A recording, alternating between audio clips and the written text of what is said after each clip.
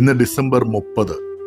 1943, അതായത് ഏകദേശം 82 വർഷങ്ങൾക്ക് മുൻപ് നേതാജി സുഭാഷ് ചന്ദ്രബോസ് ആദ്യമായി ഭാരതത്തിന്റെ സ്വതന്ത്ര പതാക ഉയർത്തിയ ഭൂമി.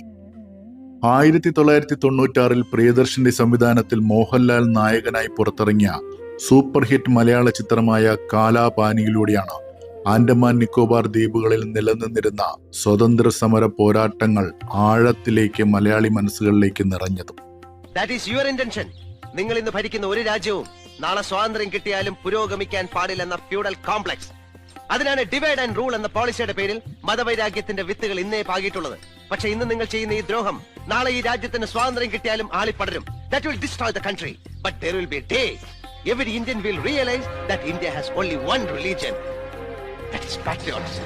ആൻഡമാന്റെ തലസ്ഥാനമായ പോർട്ട് ബ്ലെയറിൽ 1896 നിർമ്മാണം ആരംഭിച്ച് 1906 വരെയുള്ള 10 വർഷക്കാലം കൊണ്ട് നിർമ്മിച്ചെടുത്ത ഒരു ഭീമാകാരമായ കെട്ടിടമാണ് സെല്ലുലാർ ജയിൽ എന്നറിയപ്പെടുന്ന കാലാപാനി, അഥവാ മരണജലം, കറുത്ത ജലം എന്നൊക്കെ വിശേഷിപ്പിക്കുന്ന ജയിൽ.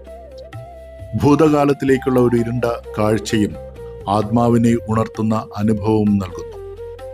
ആൻഡമാൻ നിക്കോബാർ ദ്വീപുകളിൽ തടവിലാക്കപ്പെട്ട സ്വാതന്ത്ര്യ സമര സേനാനികളുടെ ധീരതയുടെയും ത്യാഗത്തിന്റെയും മനുഷ്യരഹിതമായ അതിക്രമങ്ങളുടെയും നിരവധി കഥകൾ കാലാപാനി ജയിൽ മുറികൾ ജീവസുറ്റതാക്കുന്നു.